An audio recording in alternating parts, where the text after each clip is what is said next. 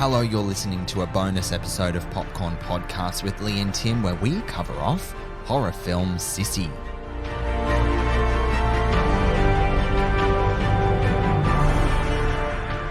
I'm Timmy Fland, movie buff. And I'm Leigh Livingstone, entertainment journalist. And we love to talk all things movies. We do. And in Sissy, former tween best friends Cecilia and Emma run into each other after a decade apart. Cecilia is invited on Emma's bachelorette weekend, where she gets stuck in a remote cabin with her high school bully and a taste for vengeance. Ooh. Written and directed by Hannah Barlow and Kane Senes, Sissy stars Aisha D, Hannah Barlow, Emily de Margheriti, Daniel Monks, Yiran Ha, and Lucy Barrett. So we mentioned Cecilia and Emma are best friends in their tween years, but then Cecilia's high school bully Alex drives a wedge between them. Indeed she does. After a certain event, a shocking event. Yeah. So 10 years later, Emma and Cecilia bump into each other, and then Emma invites Cecilia, who is now a mental health advocate on Twitter, Instagram, on all the socials. Yep, to her hens party weekend. Yeah, the dirty word, Leigh, the dirty word. She's an influencer. She's an influencer. Little does Cecilia know that her high school bully Alex is the maid of honour. Mm-hmm. Sets you right up she? for drama, doesn't Yeah. it? I mean, this film, the's a lesson in it. There's many lessons in it. There's many lessons, but one of the biggest lessons is be careful who you reconnect with.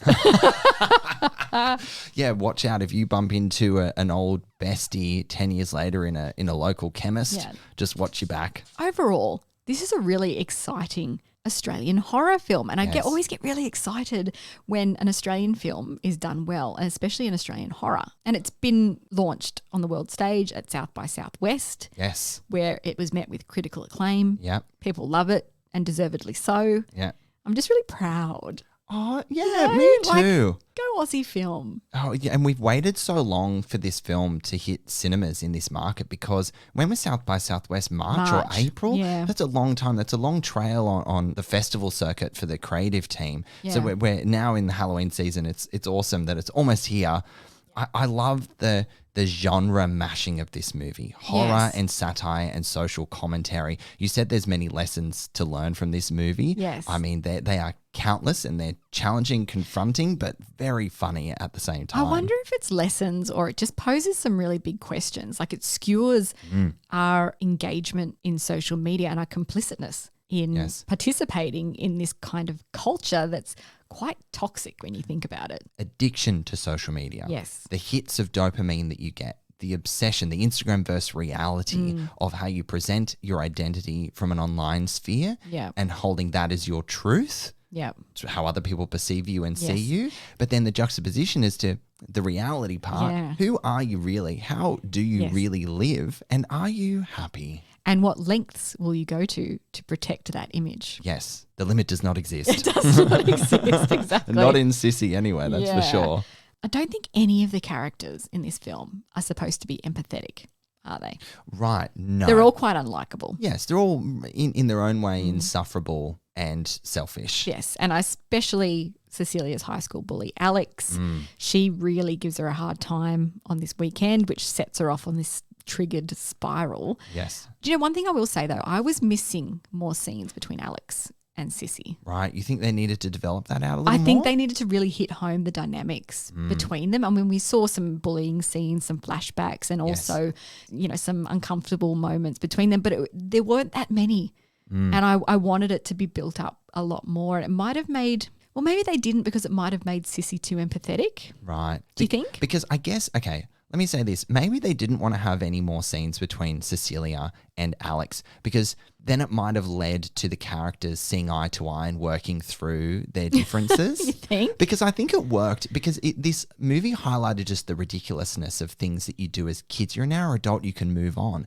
Of course, the thing that happens... It's a pretty big thing though. I can understand why Alex didn't move on. It was an accident, but it was a pretty violent, brutal thing to have happened. We won't spoil what happens here. So you can understand why Alex is still holding Yes. a grudge. Pretty But heavy also she grudge. wasn't a very nice child. No, she was awful. Yeah. She was awful. But I think because Cecilia is so like inward in who she is and how she identifies, you almost had to only experience how she was dealing with that triggered trauma solo on her own, because she's clearly inept to hold real relationships in life, because the only relationships she holds as real and dear and transactional are transactional ones, the ones that make her money through her influencer culture and her influencer business. She lives her life online, basically. Yeah. So she's unable to build relationships in real life. So maybe that's why you didn't see her and Alex together so much, working through shit. Maybe.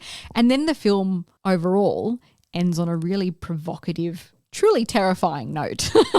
It is so deeply disturbing. Yeah. I've seen the film twice now because Me I too. recently Yeah. you've seen it twice now. Yes, of course. Because I recently interviewed Hannah Barlow, who's the co-writer, co-director, and she also plays Emma in the film. She's also a producer on the movie, amazing woman. And I didn't think I'd be so impacted by not only the themes of this movie a second time, but certainly that ending. But it was almost more unsettling for me the second watch. Yeah. Yeah. Because it's like, It's so fucked. yeah.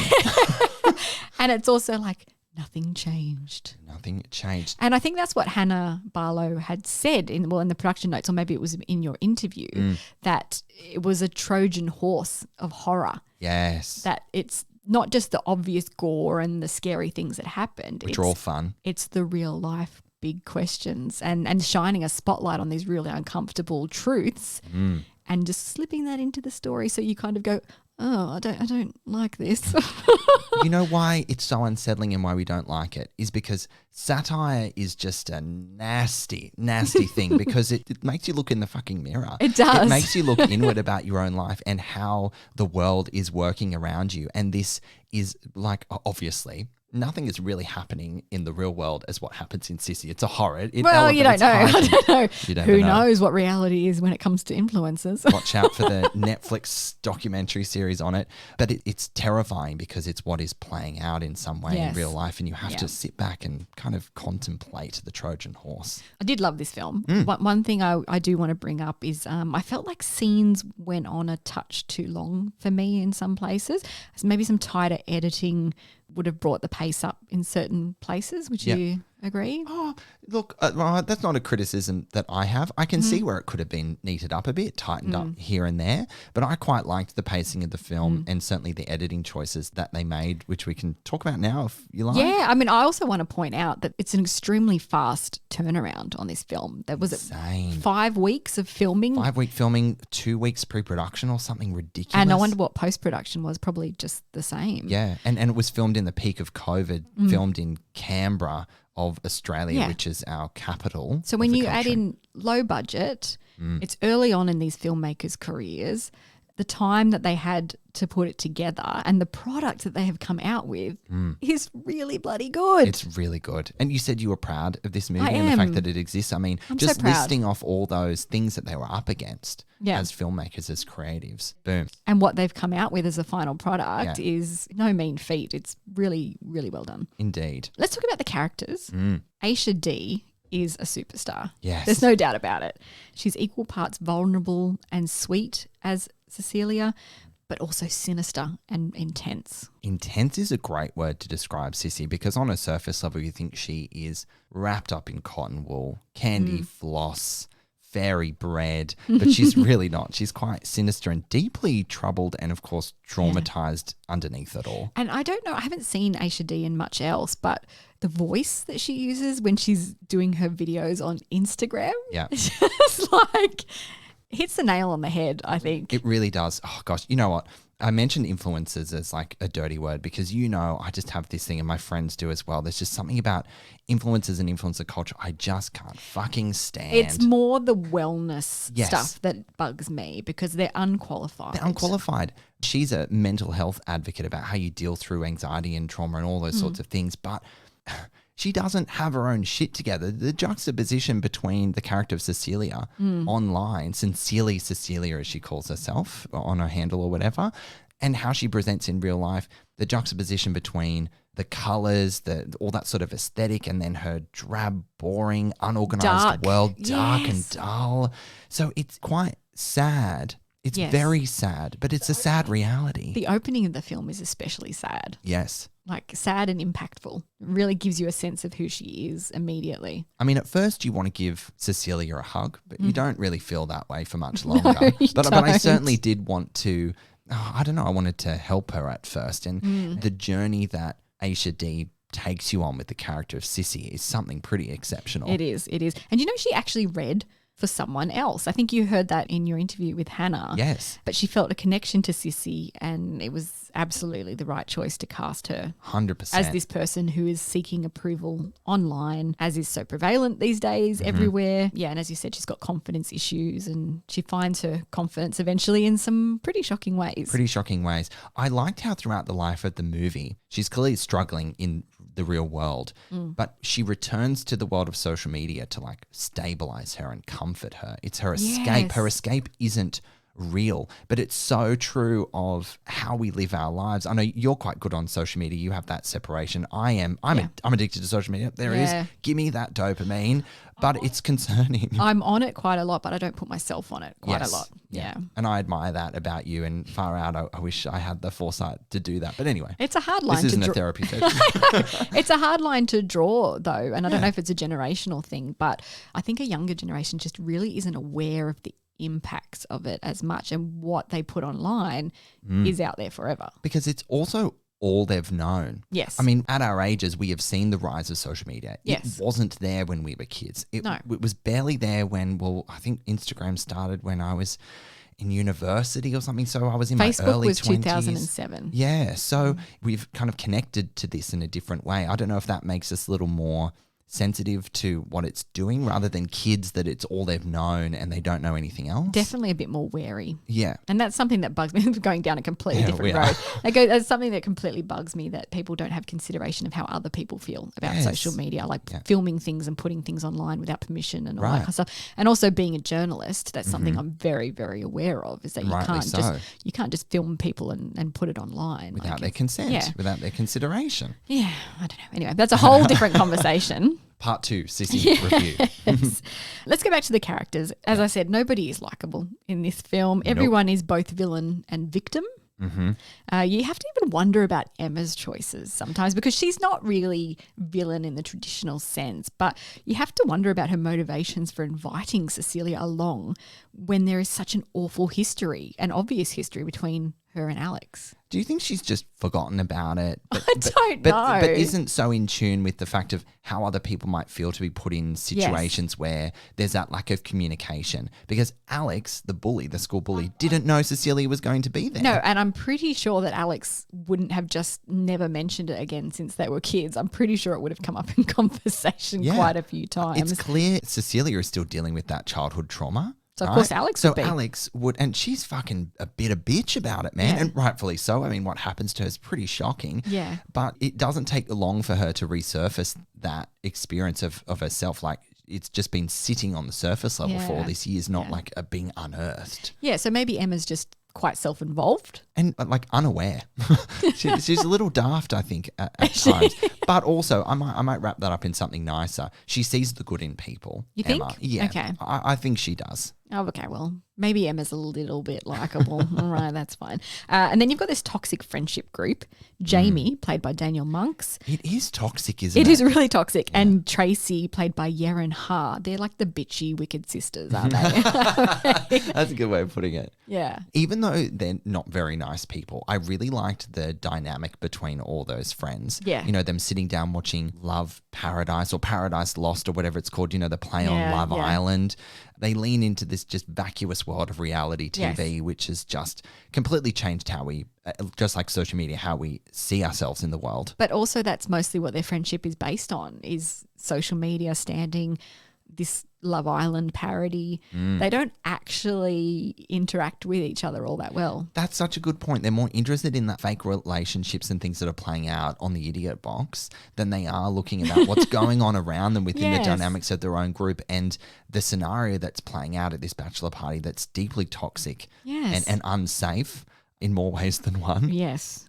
And it explodes pretty quickly. It does. And then we also have Emma's fiance, Fran, played by Lucy Barrett. Actually, she was pretty cool. She's cool. Yeah. She's on the fringe. Cat. She's the person that's been brought into this toxic friendship group. She was almost the conscience of the group, I guess, made people think and consider stuff. And I love the actress who played her, Lucy Barrett, a great performance. And I did want to see more of her in the film, but Oh, well. There's a nice, won't say more than that. There's a nice little ensemble cast in this film. It's really well done. You know, one of the things I really liked about how the relationships played out, and it's true to life, I think, not a lot of the dialogue, but considerable chunks of dialogue happen off screen because the banter between the characters are just, as they're walking away, you don't see them visually on the screen, but you hear the last joke or friendly stab or sort of like really inappropriate sexually driven comment. They all happen off screen. They're things that I not always picked up in the first time watching it, but the second time I thought these are friends, and it was written in a way that that banter and that vibe between them all. It felt really natural. Yeah, it felt really natural. Yeah, great writing from the filmmakers. Yeah. So we don't get a lot of horror out of Australia, as we've said, but there have been some big ones. You know, the Babadook, Hereditary, Wolf Creek all come to mind. But the Australian landscape just really lends itself so well to isolation, doesn't it? We're so damn big that if you're in the middle of nowhere, you're really in the middle of nowhere. Of course, it's a horror trope that characters find themselves lost. But if you find yourselves lost in the Aussie bush, you're fucked. Really? You really are. Yeah, you're fucked. They're running. They're trying to escape. Of course, just in the conveniences of writing, they find themselves alone as well, and they encounter certain scenarios. And they're obviously trying to, one, not be killed, or trying to escape and, get found or seen in the scenario that they're in. There are some really creative kills in this film so much fun. One in particular is quite gory, but it also makes you laugh in a bit of shock, doesn't it? You say cartoonish, but not funny ha-ha kind of way. It's just like, oh. Funny, shocking. It's one of those things where gore in horror, the only way you can almost get through it is if you laugh because it is so ridiculous. Yeah. But it's so much fun all the same. Yeah. And there are some great inventive kills. The one I know you're thinking of is, it's pretty fucking full on. It is a little bit. I loved it. Both times that I watched it, I kind of went, oh, I had to sort of like scrunch up my butthole. Oh my God, your sphincter was tight. Yeah. The tension is built really well in this film through extreme close-ups, quick cuts, and just the unraveling of the characters, the character development. The cinematography was done by Steve Arnold, who's done Rams and Last Cab to Darwin. You know, I just think Aussie cinematographers have the best training ground in Australia. They cut their teeth on these beautiful landscapes and they have to make sure it shines as well as the action shines. And I just think they're like some of the most talented working in our industry. I completely agree because the creative license is there. They do have some fun and they've got a brilliant canvas in the Australian landscape, and then the actors like Aisha D that they bring on to really make their work shine. You called out extreme close-ups. Gosh, I found them so uncomfortable to watch. The scene where Cecilia and Emma bump into each other at the chemist, I had to look away because I thought, why are we going so close? Intense. It's so intense. And I was like, oh God, please cut away. But it unsettles you. It sets you up for what's to come. And I think that mirrors the intensity in Cecilia that she has towards Emma.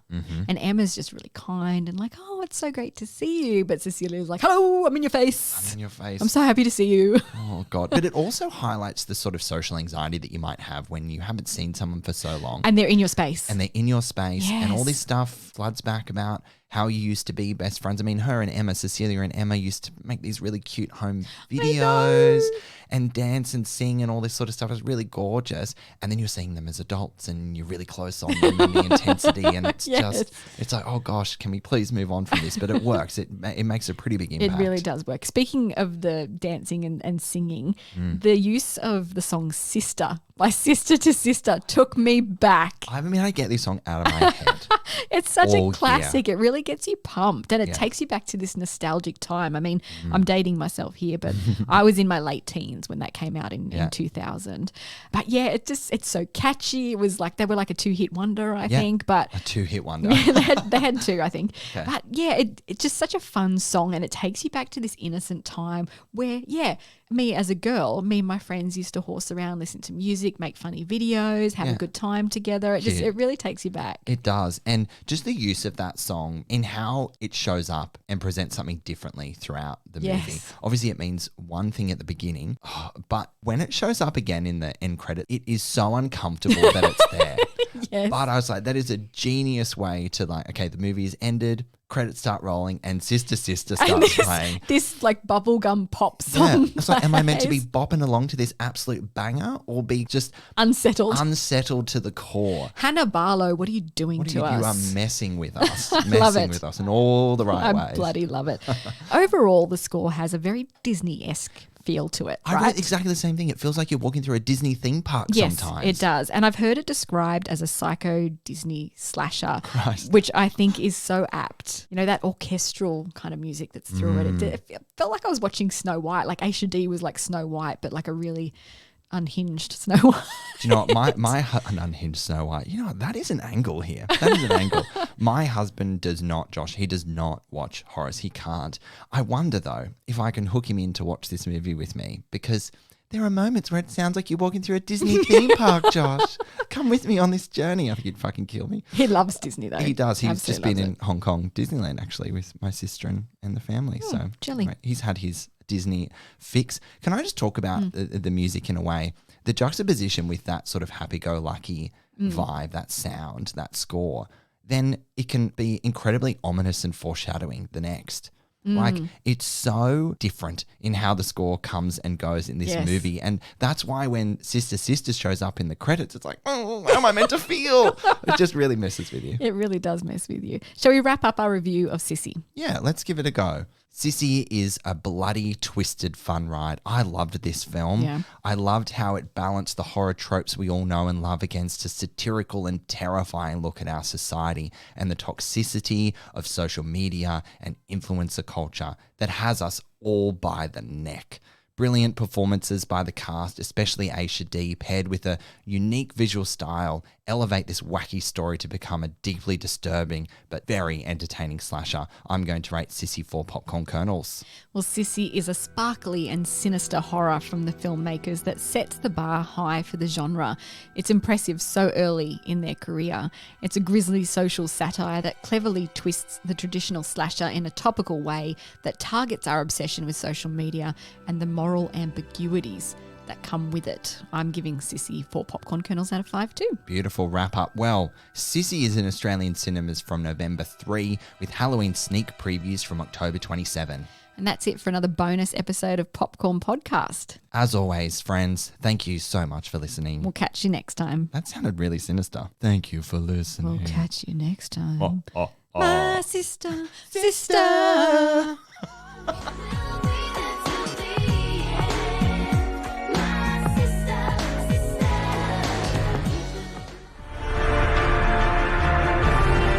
Come and join in the conversation. You can like us on Facebook and follow us on Instagram at Popcorn Podcast.